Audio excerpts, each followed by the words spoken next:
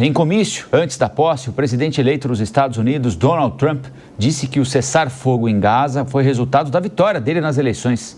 O Fabrício Nainz, que já ao vivo, aqui nos estúdios do Jornal da Manhã da Jovem Pan, tem os detalhes pra gente, né, Fabrício? Bom dia. Bom dia, Rafael. Bom dia, Lívia, todos que acompanham o Jornal da Manhã. Olha, foi um discurso bem forte de Donald Trump ontem, algo que não é muito tradicional nas vésperas de um presidente, a véspera, melhor dizendo, de um presidente assumir o cargo lá nos Estados Unidos. Foi um discurso que lembra bastante a época de campanha até novembro do ano passado. Além da questão do cessar-fogo, que ele trouxe e que ele já havia falado quando o acordo foi assinado durante a semana passada, dizendo exatamente isso, que foi um cessar-fogo assinado por conta da mensagem passada ao mundo durante a sua vitória lá na disputa eleitoral em novembro. Ele também tocou em outros pontos considerados bastante polêmicos lá nos Estados Unidos. Por exemplo, ele disse que quando o sol se pôr amanhã, já no caso hoje, a invasão do nosso país vai ter parado. Aí ele se refere à questão do controle migratório, à questão das fronteiras dos Estados Unidos.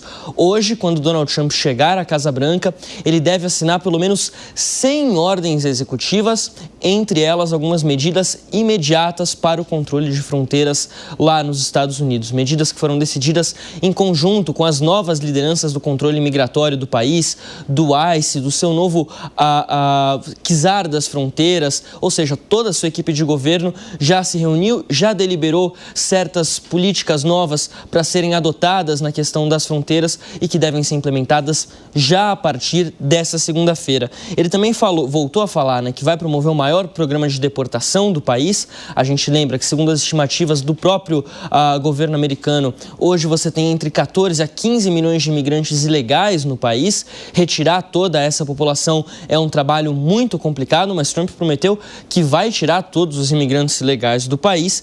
Também falou em retirar medidas radicais do governo Biden, não especificou exatamente quais medidas seriam, mas que vai retirar medidas radicais do governo Biden, principalmente a questão da exploração do solo do país. Isso deve acontecer, foi uma medida assinada por Biden na última semana e que Trump já deve reverter a partir de agora.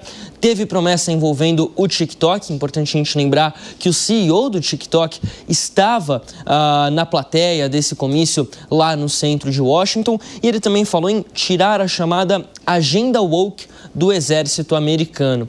Trump também prometeu tocar em pontos aqui que o pessoal mais da teoria da conspiração, por exemplo, adora. Por exemplo, retirar a confidencialidade dos documentos envolvendo a morte do ex-presidente John F. Kennedy, do senador Robert Kennedy e também do Martin Luther King. Ou seja, foi um discurso de Donald Trump bem voltado para o seu público e que já dá aí um gostinho, digamos assim, do que deve ser o discurso de posse hoje, a partir das 14h, que a gente vai acompanhar aqui, inclusive, ao vivo na Jovem Pan News. Esse discurso que vai ser realizado dentro do Capitólio, então vai ser para um público menor, ao invés daquelas 250 mil pessoas que tinham ingresso, que eram aguardadas ali do lado de fora e que poderia provocar ali uma comoção maior do público. Agora vai ser para um público reduzido, mas claro, transmitido para o mundo todo, e que deve focar em temas que foram cruciais ao longo da campanha. Essa é a expectativa. Em 2017, Trump falou por 17 minutos, falou, por exemplo, contra radicais islâmicos, falou de um país quebrado. Ele usou a expressão American Carnage, quer dizer, o rompimento do sonho americano, ele quis trazer naquela ocasião, e ele deve focar nesses temas de novo. Tudo muito parecido com o que a gente viu durante a campanha. Ou seja, pelo menos até o discurso de posse hoje, a gente vai estar vendo um presidente Trump que ainda não necessariamente desceu do palanque da campanha, mas um presidente bastante posicionado, bastante ativo e dedicado àquelas pautas que ele sempre apoiou e que o público dele sempre comprou.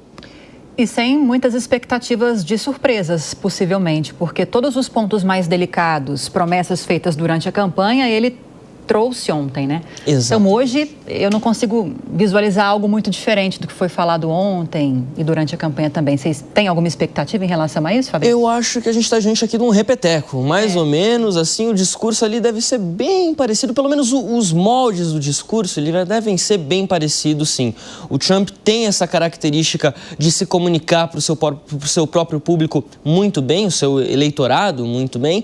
E isso deve acontecer hoje novamente. Uma mensagem mensagem forte em relação à economia. A gente sabe da questão do custo de vida, como que isso pesou para os eleitores americanos nas eleições lá de novembro. A questão da inflação pega muito o eleitor americano. O governo Biden sofreu bastante com a questão da inflação. Em 2022, teve uma das maiores taxas de inflação da história americana, batendo 8% no acumulado de 12 meses, ao longo de 12 meses. Agora é 3%, mas um índice considerado alto para eles. Trump entregou o governo com a inflação a 1,2%. Ou seja, a questão do custo de vida pesa muito. A questão da política internacional também pesa muito, porque o mundo todo viu uma certa fragilidade do governo americano na gestão Joe Biden, mesmo agora com esse cessar-fogo assinado lá na faixa de Gaza. Mas a gente olha, por exemplo, para a questão entre Rússia e Ucrânia, o público americano tem comprado essa versão do Donald Trump, que os Estados Unidos não deveriam se envolver nesse conflito.